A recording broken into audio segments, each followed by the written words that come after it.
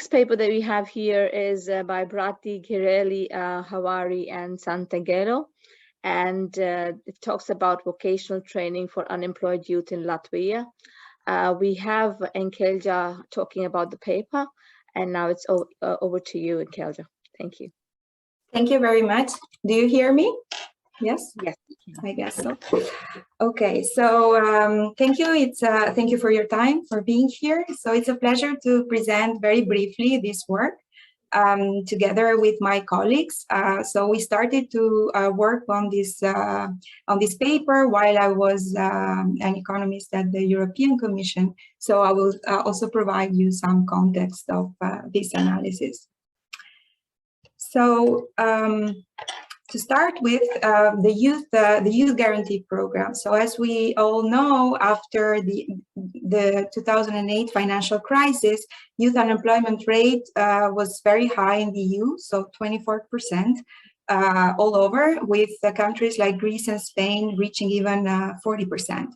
So as a response, the EU launched in 2013 the youth guarantee program to support unemployed youth. This scheme is an important scheme, and they dedicated a budget of 8.8 billion euros for the period 2014-2020.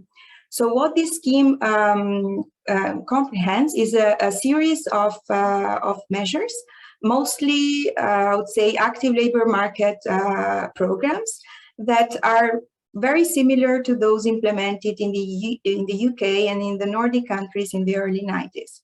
However, because these are quite recent measures, there is scarce evidence on their impact, both due to design of the programs themselves and also data limitations. So these two aspects actually go together. So our contribution with this paper, we contribute to the literature by providing the first evaluation of the impact, so causal impact, of participating in the program on employment outcomes up to 2 years after the participation. So in general, the youth guarantee supports unemployed youth aged between 15 and 29. But in our specific context, which is Latvia, a priority was given to those younger than 25, which gives us the possibility to apply regression discontinuity design. And we do that, of course, by linking different sources of data, which allow us to carefully, let's say, identify the treated and find, of course, a comparison group in order to measure impact. This is, I would say, the first paper that evaluates a youth guarantee program in the Baltic area, but overall is one of the first papers that provides a quantitative evaluation of the youth guarantee in Europe. So the vocational training program that we analyze, it's a program that provides vocational qualification to young people, and it targets youth guarantee recipients that have a vocational qualification that is not demanded in the labor market, those young people who have lost their vocational skills, and those that have not yet achieved the proper qualification. So as I said, the target group are aged 15-29, and the training will be provided through a voucher system. So to give you an idea, in this page, you can see different types of programs that are given, let's say, in Latvia through the youth guarantee, and we are analyzing the vocational training program here, which is basically a training in the classroom, and participants learn an array of skills from secretary work to administrative work and things alike. The way the program is designed, it's, let's say, it's quite specific. So it's similar with other active labor market policies, because in order to participate, first, youth should register at the state employment agency, which is basically the public employment service. And once that they check their eligibility, then they can continue in the process by let's say the agents do a profiling of the unemployed person. They help them write down a sort of job search plan, and then they eventually, if they fulfill the eligibility criteria, they can participate in this vocational training. What was very challenging for us was to first look at this design, think about how we can identify the control group. Because the program is a dynamic program, so every year, so it started in 2014, so young people can participate during the whole year. So we had to make some decisions. In the paper, of course, it's all very much in detail, but what we did was to link data from two services. One, the State Employment Agency, which allow us to have the data on the population of registered unemployed. And we have access to information like basic demographic characteristics, but also some geographical information on their precise residence at the parish level. And so we know many things about them. In terms of intervention, we know the starting date and ending date of the training, the type of course, whether they completed it or not, and whether they participated in other programs after the training. For the outcomes, it was quite a challenge, but we managed through the Ministry of Finance to get access to administrative data on their tax records. So we know whether they are employed in certain moments in time, and what is their monthly income as well. So we have pre-intervention data.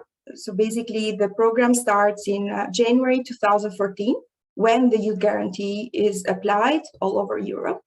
And so we collected pre-intervention data, so information on both the treated and controls before the youth guarantee would be implemented in the country, and also post-intervention data. Of course, we would have liked very much to have a stream of outcomes. So the labor market status and monthly income at each month after the completion of the training, but that was not possible due to technical difficulties of the ministry. So this was a challenge. However, we were able to observe their outcome in December 2015, June 2016, December 2016, and until July 2017. We also can look at wage, sector of activity, and the size of the firm. So these are all the controls that we account in our analysis. So what is the, let's say, the strategy that we follow here? As I mentioned at the beginning, it's a fuzzy regression discontinuity design due to this priority that is given to those younger than 25. So this is an eligibility that is checked at the State Employment Agency, so when they register. In here, you can see the main equation. So Y is our employment status or monthly wage, which is observed for each individual. I would illustrate for June 2016, but actually it's the same analysis for all the outcomes that we observe. T is the treatment status, and we have the running variable, which is age, measured on the registration date, and it's centered at age 25. So this is a continuous variable. So our running variable is continuous, and age is measured in days. This is a strength, let's say, of using administrative data. With survey data, it's quite difficult to have this information, and we account for a quadratic or linear quadratic function in the running variable. And the first stage then would be this equation here, where T is the treatment, so whether the person participates in the training program, and Z is the instrument. So it's a dummy variable equal to 1 if you are younger than 25 and 0 otherwise. So this is just a snapshot of the results, and of course in the paper you can check many tables and graphs. On the left hand side, you can see here the probability of participation. So this is our first stage, and on the x-axis is age centered than 25. As you can see, those that are younger than 25 have a higher probability of participation in the this active labor market program, and it's about 11 percentage points. Important here because one may say, well, it's not so high, but actually looking at active labor market policies, and especially the youth guarantee, this is quite high. So this measure incentivized young people to participate.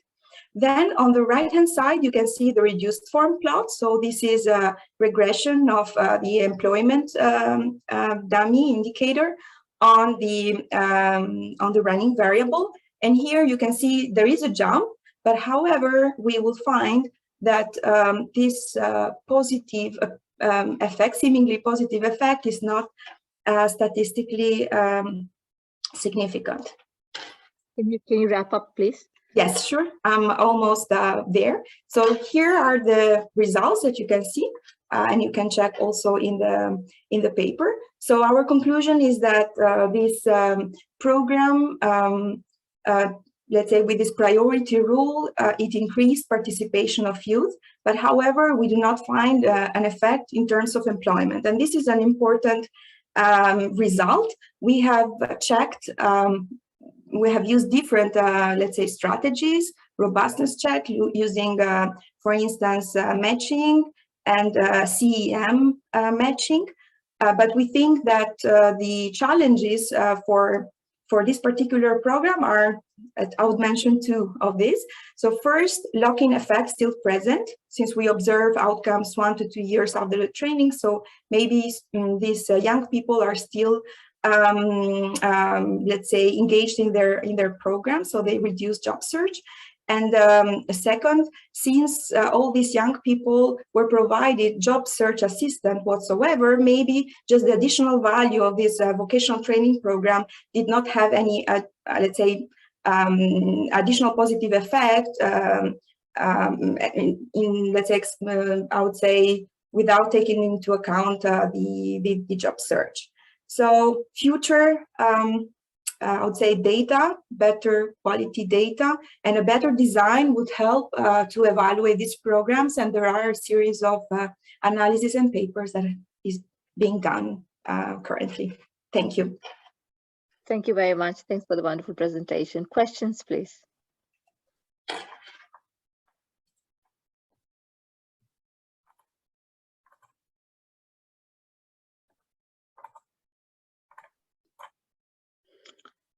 Yes, Emilia.